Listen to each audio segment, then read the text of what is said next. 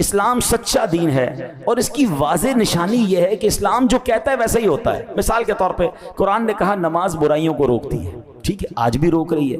آپ 5 وقت صحیح نماز پڑھنے والے کو دیکھ لیں اور ایک بھی نماز نہ پڑھنے والے کو دیکھیں، عموماً میجورٹی آپ کو دونوں میں بہت فرق آئے گا کہ جو پراپر 5 وقت نماز پڑھنے والا ہے وہ بہت ساری برائیوں سے رک رہا ہوگا، کیونکہ نماز اسے برائیوں سے روک رہی ہے۔ تو قرآن نے کہا نماز برائیوں سے روکتی ہے، آپ اپنی آنکھوں سے نتیجہ دیکھ لیں۔ اسی طرح اسلام کہتا ہے سود معاشیات کو تباہ کر دیتا ہے، سود جہاں ہوگا وہاں کی معیشت تباہ ہو جائے گی۔ اب آپ دیکھ لیجئے سودی لین دین سے معاشرے میں بحران پیدا ہو جاتا ہے۔ جو لوگ سودی کاروبار کرتے ہیں ہم نے ان کے گھر بکتے دیکھے، فیکٹریاں بکتے دیکھی، تباہی آتے دیکھی۔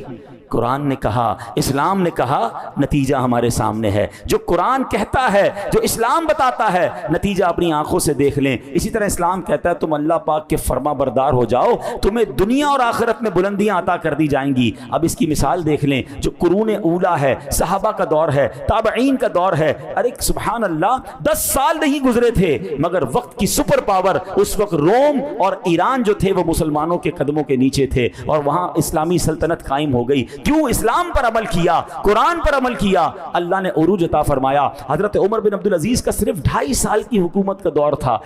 بتائیں 2.5 سال میں اتنا بڑا انقلاب کون لا سکتا ہے؟ معیشت وہاں پہنچ چکی تھی کہ لوگ زکوٰۃ لے کر نکلتے تھے، زکوٰۃ لینے والا کوئی نہیں ہوتا تھا، زکوٰۃ دینا چاہتے تھے، زکوٰۃ لینے والا کوئی نہیں ہوتا تھا، ہر طرف معاشی طور پر، اور اس طرح امن و سکون اور کاروبار بڑھ چکا تھا۔ کیا ہوا تھا؟ قرآن پر عمل کیا، سنت پر عمل کیا، شریعت پر عمل کیا۔